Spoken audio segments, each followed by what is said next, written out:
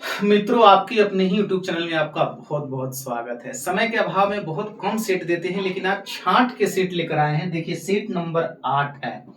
ये इसलिए लेकर आए हैं कि इसी सेट से अभी लोग आके हमको बताए जो क्वेश्चन इसी सेट से वो मैच करता है। तो आइए इस सेट का हम आपको मैथ दिखाते हैं।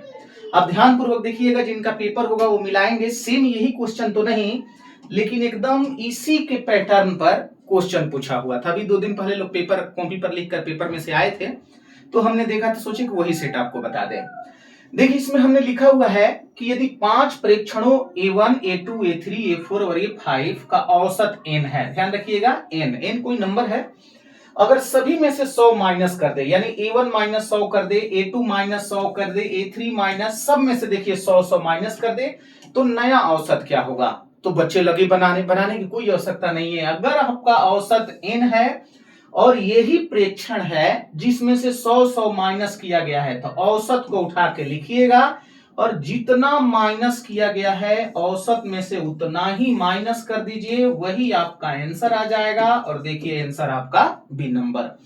ये भी ध्यान देना है कि अगर यहां पर प्लस किया होता तो आपका औसत में प्लस हो जाता, माइनस किया होता तो औसत में माइनस हो जाता, गुणा किया होता तो गुणा हो जाता, भागा किया गया होता तो भागा हो जाता। कोई बहुत ज्यादा मेहनत करने की जरूरत नहीं है, आसानी से ही आपका आंसर आ जाएगा। और देखिए, आंसर आ गया आपका बी नंबर।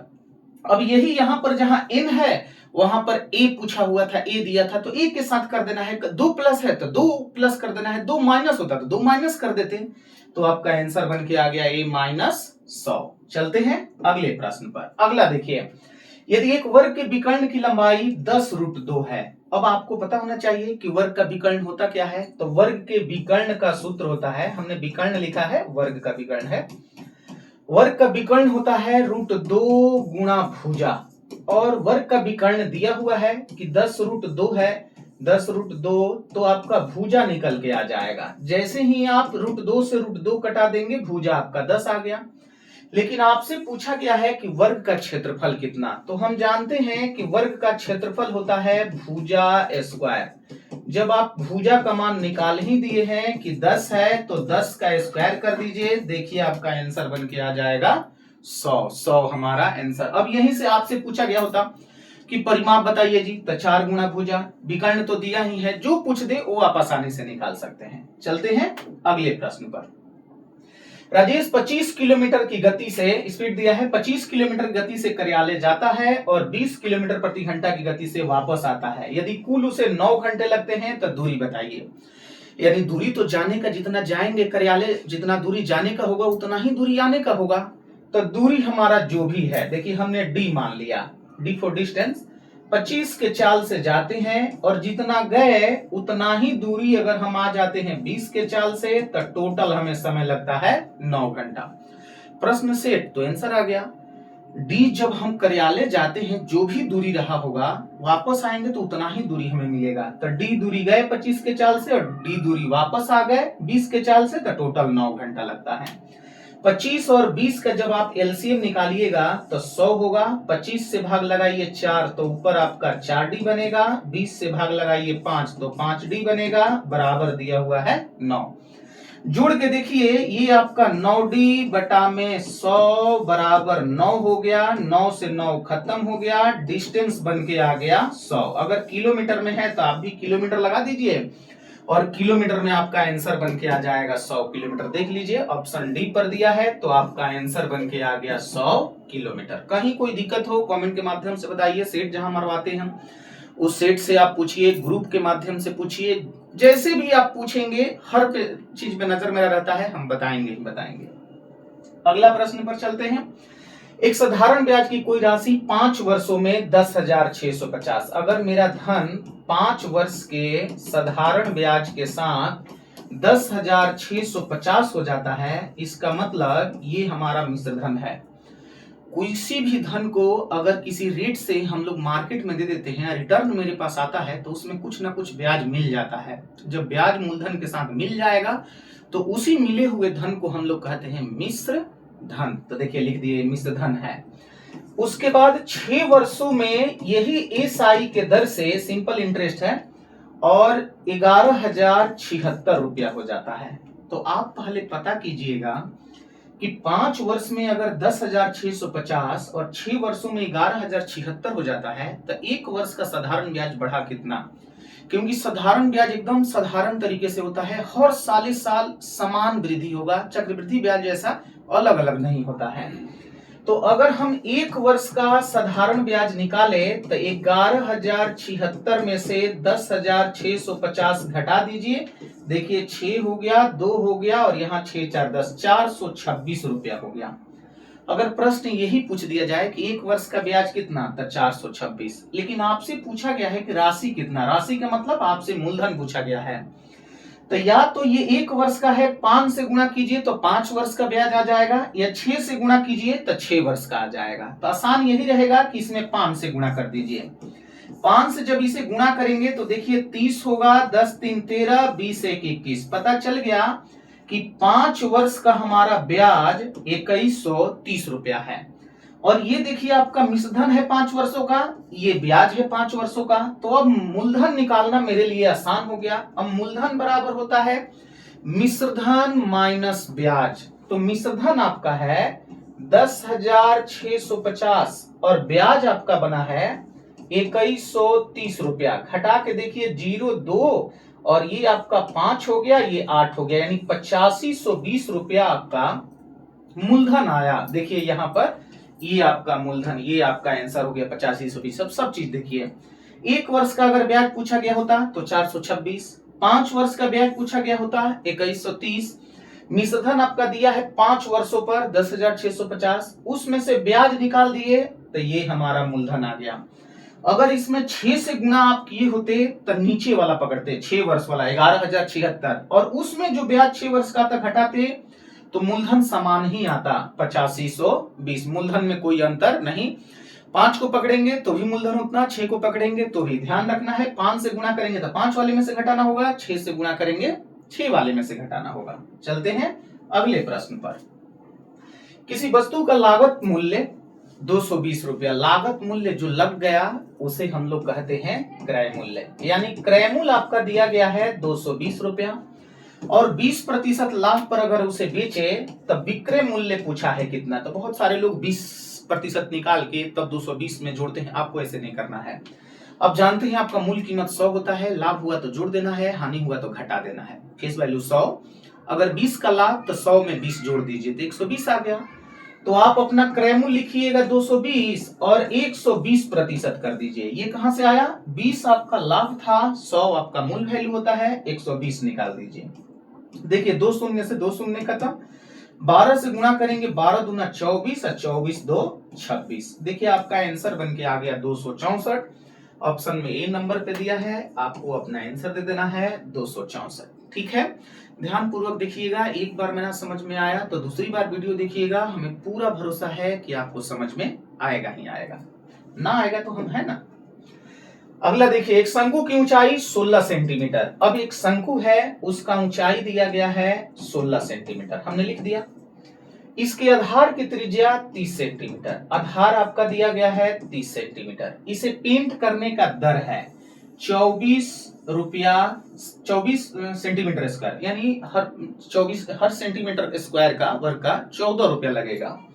24 नहीं 14 है। तो बाहर से शंकु का वक्र पृष्ठ क्षेत्रफल को पेंट करने के लिए तो पहले शंकु का वक्र पृष्ठ क्षेत्रफल निकालना होगा। वक्र पृष्ठ क्षेत्रफल होता है पाई आर एल, और हमने क्या देखा कि एच है, आर है, एल नहीं है। तो एल का सूत्र होता है, क्या होता है, अंडर रूट एच स्क्वायर यानी 16 का स्क्वायर 256 प्लस आर स्क्वायर यानी 30 का स्क्वायर 900।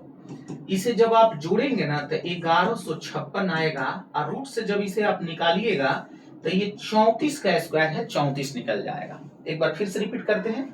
तिरछी ऊंचाई का सूत्र होता है under root h square plus r square. तो हमने वही किया है, एच का स्क्वायर प्लस आर का स्क्वायर जोड़ दिए तो 1156 आ गया। जब उसका वर्गमूल निकाले तो 34 आ गया। जब एल का मान निकल गया तब यहां रखिएगा पाई आर एल। पाई का मान तो आप जानते हैं 22/7 होता है। जब प्रश्न में कहेगा कि पाई का मान 3.14 लें तभी लेना होता है, बिना कहे मत ले लीजिएगा, गलत हो जाएगा। यहाँ R का मान दिया गया है 30 और HL का मान है 34, तो 34 लिख दीजिए। और फिर यहाँ 22/7, R का मान 30 और ये H का मान 16, कहीं गलती तो नहीं ना किए हैं, पाई आर एल, पाई का मान 22/7, R का मान 30 हो गया, हाँ ठीक है, ये पाई आर एल हो गया। लेकिन आपसे इसका टोटल मूल्य पूछा है, तो मूल्य निकालने के लिए आप क्या करेंगे कि 22/7 गुणा 30 गुणा 34 और रेट क्या है 14, तो 14 रुपया से लेके गुणा कर देंगे। अब चूंकि कौन समय में आपको मारना होता है, तो देखिए कोई गुणा नहीं करना है, 7 से इसे कटा दीजिए 2 बार में। और उसके बाद ध्यान में रखिएगा, एक जब जीरो इस गुणा में है तो ऑप्शन में एक जीरो तो होगा ही। एक जीरो किसका किसका है, इसका भी एक जीरो, सबका एक एक जीरो है, तो एक जीरो हटा दें, उसके बाद हम लोग गुणा करते हैं। देखिए ये 2 है, तो इसमें करेंगे 2 चौके 8, इसमें करेंगे 8 तिया 24, इसमें करेंगे 24 दूना 48। 48 का मतलब इकाई स्थान पर 8 होगा। जीरो को तो अपने छोड़ दिया, अब इकाई स्थान पे 8, तो हम लोग देखने लगेंगे। देखिए जीरो के बाद 2 2 है, जीरो के बाद 4 है, एक ही का 8 है, और आपका आंसर बन के आ जाएगा 44,880। एक बार फिर से सुनिए, ये गुणा करेंगे तो ठीक है, आप कर लेंगे तो उतना ही आंसर आएगा, लेकिन समय बचाने के लिए हमने क्या किया, एक जीरो यहां से हटा दीजिए, इस जीरो का आंसर हटा दीजिए, क्योंकि सब में जीरो है तो जीरो को छोड़ देना है। अब जीरो के बाद वाले अंक को आपको देखना है, तो देखिएगा 2 सबके इकाई में गुणा करना है, 2 में 4 से करेंगे 8, जीरो हटा दिए हैं, तो 8 में 3 से करेंगे 8 तो 24, इसका इकाई पे 2, 24 दूना 48, 48 के इकाई पर 8 आया। खोज लीजिए किस ऑप्शन में 8 है, तो ऑप्शन बी में है, और ऑप्शन बी आपका आंसर हो जाएगा। अब कितना भी बड़ा गुणा हो, इस तरह से आप तुरंत ले लेंगे तो ऑप्शन में दिखेगा ही दिखेगा, और आपका सारा समय बच जाएगा, आसानी से आप इसे निकाल सकते हैं। चलते हैं अगले प्रश्न पर। एक कमरे की लंबाई चौड़ाई ऊंचाई 21 मीटर 12 मीटर और 16 मीटर है। दिया हुआ है लंबाई चौड़ाई और ऊंचाई, ये 21 मीटर है, ये 12 मीटर, ये 16 मीटर। तो उस कमरे में रखी जाने वाली सबसे लंबी छड़, किसी कमरे में सबसे लंबा अगर रखेंगे तो कमरा आपका होता है घनाभाकार, और सबसे लंबा जो छड़ होता है वो कॉर्नर से होता है, कोने कोने, जिसे हम लोग विकर्ण कहते हैं। तो अगर हम लोग विकर्ण का सूत्र लगाएं तो होता है under root l square b square और एच स्क्वायर। और इसका आप हल कीजिए, 21 का स्क्वायर होता है 441, 12 का 144 और 16 का 256। जैसे ही आप इसे जोड़ेंगे तो ये आपका बन के आ जाएगा 841। जोड़ देते हैं भाई, आप भी जोड़ सकते हैं। 6 4 10 1 11 की 1, 1 बचा, 5 1 6 4 10 4 14 की 4, 1 बचा, 2 1 3 4 7 1 8, आएगा ही आएगा 841। अब 841 जो होता है वो वर्गमूल होता है 29 का, तो यहाँ रूट से हमारा निकल के आ गया 29, यानी सबसे बड़ा 29 मीटर का जो बांस या छड़ होगा जो उस कमरे में आ जाएगा। 29 कहां दिया है, तो ऑप्शन बी पर, ऑप्शन बी आपका आंसर हो जाएगा। कोई दिक्कत हो बताइएगा। चलते हैं अगले प्रश्न पर। अभी देखिए सिंप्लीफिकेशन का है, आपको क्या करना है, मिक्स फ्रैक्शन जो दिया हुआ है उसको तोड़ते चलिए। जैसे 5 दूना 10 एक 11/2, इसको 11/2 कर लीजिए, यहाँ माइनस का चिन्ह लगा है। फिर 4 तिया 12 एक 13/4 दिया हुआ है, 13 लिखे हैं, प्लस यहाँ देखिए इसमें भाग लगाएंगे ना, इसको जब हम लोग कटाएंगे तो 2 बार में कट जाएगा, और 2 माइनस कर दीजिए इसमें से, तो ये आपका 4 बचेगा। इस तरह से आप 4 ही लिख दीजिए, तो हमने 4 लिख दिया। फिर यहाँ पर देखिए 11/2 है, माइनस 4 चौके 16 में 23, जब हम लोग जोड़ेंगे 29 आ जाएगा, बटा में 4, बस बटा का जोड़े बना रहे हैं भाई। अब 2 4 का एलसीएम निकालेंगे 4, यहाँ 11 दूना 22 हो जाएगा, माइनस ये 29 के 29 हो जाएगा, यानी -7/4। अगर ऑप्शन में देख लीजिए, अगर उसे पूर्णांक में कर दिया है तो आपको कर देना है, नहीं किया है तो आप आंसर दे दीजिए -7/4। देखिए आपका आंसर बन के आ गया -7/4। कहीं दिक्कत हो, अब 7/4 के बदले इसे भाग लगा दिया होगा, अगर एक पूर्णांक 3/4 लिखा हो तो आप दे सकते हैं, लेकिन यहाँ जब बटा में लिखा है तब बटा में ही दीजिए। चलते हैं अगले प्रश्न पर। दिया यदि सोनू 20 मीटर प्रति सेकंड की गति से कार चलाता है। अब देखिए यहाँ चाल दिया है मीटर प्रति सेकंड, तो कहा है कितने समय में 936 किलोमीटर, और ऑप्शन देखिए घंटा में, यानी मीटर प्रति सेकंड को पहले हमें किलोमीटर प्रति घंटा में बदलना होगा। तो आप जानते हैं कि अगर किलोमीटर प्रति घंटा में दिया रहता है तो उसे 5/18 से जब हम लोग गुणा करेंगे तो मीटर प्रति सेकेंड, और मीटर प्रति सेकंड में दिया हुआ है और 18/5 से करेंगे तो ये बन जाता है किलोमीटर प्रति घंटा। अब आपको किलोमीटर प्रति घंटा में बदलना है तब 20 के पास आइएगा और इसमें गुणा कर दीजिएगा 18/5। देखिए चाल 20 दिया हुआ है, 5 से देखिए कटा 4 बार में और आपका चाल आ गया 72 किलोमीटर प्रति घंटा। अब दूरी आपका दिया हुआ है 936 किलोमीटर। अब आप समय आसानी से निकाल सकते हैं, 936 बटा में कर दीजिए 72। आप इसे कटाएंगे तो 13 दूना 26 और 13 साथ 91 और 93 घंटा आपका बन के आ जाएगा 13 घंटा। आप इसे कटा के देखिए, आपका 13 घंटा ही आएगा। चलते हम लोग आखिरी प्रश्न पर। राम का व्यय और बचत 3:2 है। व्यय का मतलब खर्च ही होता है, खर्च और बचत दिया हुआ है 3:2। हम जानते हैं हर आदमी के जीवन में 3 ही काम होता है, आय, व्यय और बचत। ये हमने 5 अपने पास से लिख दिया। ऐसा इसलिए क्योंकि अगर हम खर्चा 3 कर रहे हैं, बचा 2 रहे हैं, इसका मतलब मेरी आमदनी 3 2 5 है। हर आदमी के पास 3 काम के अलावा कुछ होता ही नहीं है। और कुछ आता है, कुछ ना कुछ कमा ले, आय, उसका कुछ खर्चा कर ले, व्यय, और कुछ बचा ले। कुछ बचा ले, पुरुष है तो बैंक में बचा ले, महिला हो तो इधर उधर बक्सा बुक्सी बैग में चुरा ले, छुपा ले, जो बचा ले। तो देखिए ये बचा लिए। अब क्या है, उसकी आय में अचानक 10% की वृद्धि। 10 की वृद्धि का मतलब 100 तो आपका फेस वैल्यू होता है, अब 10 की वृद्धि का मतलब 110% कर दीजिए। 110 जब करेंगे ना तो ये 5.5 होगा।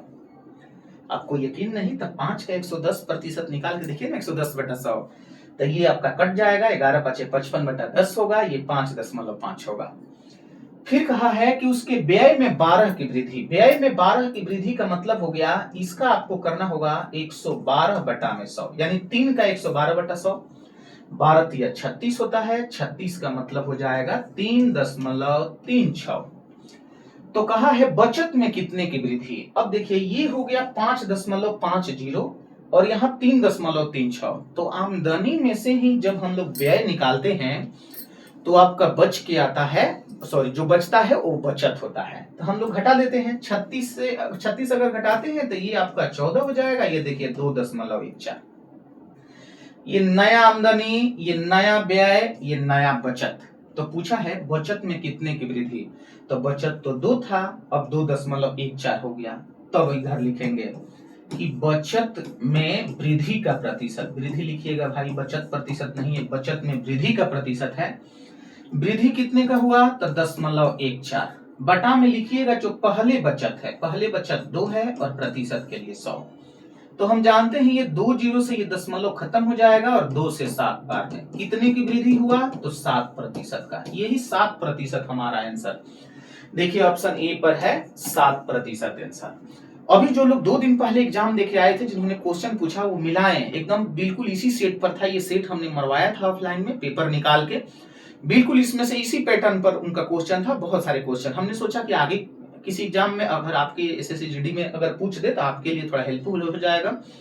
इसलिए थोड़ा सा देख लीजिएगा और देखने के बाद, एक बार देखने के बाद रिवीजन भी कर लीजिएगा, शायद आपके लिए फायदेमंद हो जाए। और आज हम इतना ही रहने देते हैं। बहुत बहुत धन्यवाद, फिर हम लोग मिलेंगे अगले वीडियो में। Thank you.